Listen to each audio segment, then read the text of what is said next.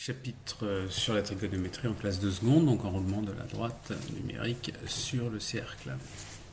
Exercice 1 du cours, réel et point image sur ce cercle.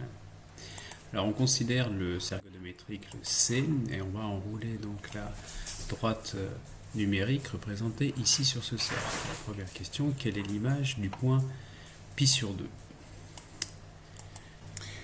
L'arc IJ représente un quart de cercle trigonométrique. La longueur du cercle trigonométrique, le C, étant 2π. L'arc IJ va donc avoir pour longueur 2π sur 4 est égal à π sur 2. Et donc le réel π sur 2 aura donc pour image le point J.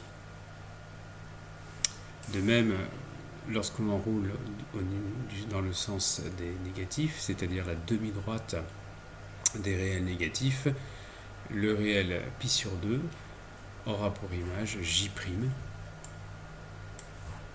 correspondant au quart de cercle côté des négatifs.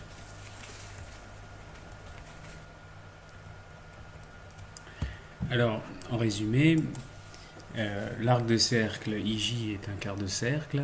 Il a donc pour longueur 2π, qui est la longueur du cercle, sur 4. Cela nous donne π sur 2. Et donc le réel π sur 2 va s'enrouler sur le point J. Et côté négatif, le réel moins π sur 2 va donc s'enrouler sur le point J'. Deuxième question.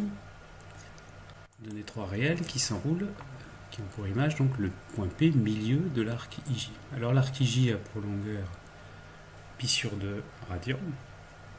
Et donc le point P étant le milieu de cet arc, l'arc IP aura pour longueur π sur 4. Donc π sur 4 est un premier réel image ayant pour image P.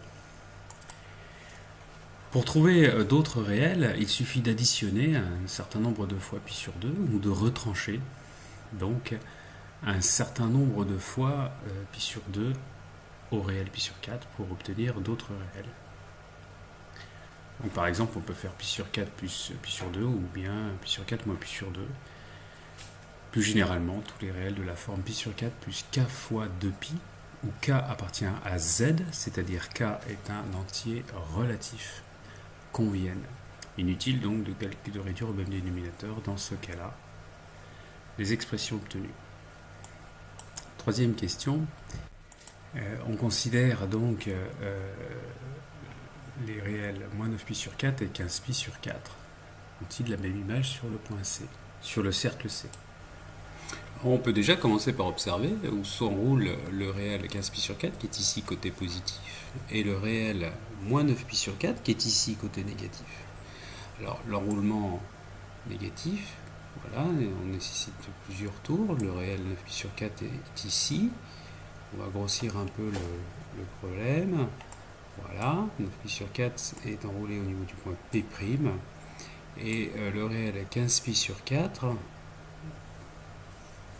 il arrive, il est là, va s'enrouler également sur ce point P'. Alors bon, ça commence à devenir compliqué. Sur ce point P', il a également pour image 7π sur 4 et moins π sur 4. Néanmoins, on n'a pas toujours ce logiciel à disposition.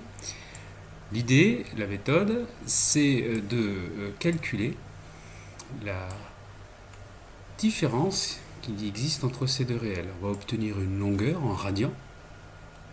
La différence entre 15π sur 4 et moins 9π sur 4, cette longueur, c'est la longueur qui est ici au niveau de la droite graduée, et si cette longueur est un multiple de 2π, alors les deux points vont s'enrouler sur le même point au niveau du cercle trigonométrique.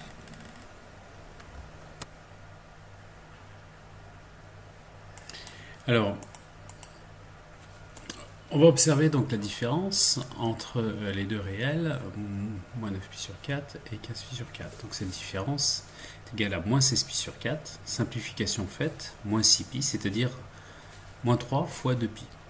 On a une différence qui est exactement égale à moins 3 fois 2π, c'est-à-dire que la distance entre les deux réels est un multiple de 2π. 3 ici. Étant un multiple de 2π, on a donc ces deux réels qui ont exactement la même image, le même point image sur le cercle trigonométrique.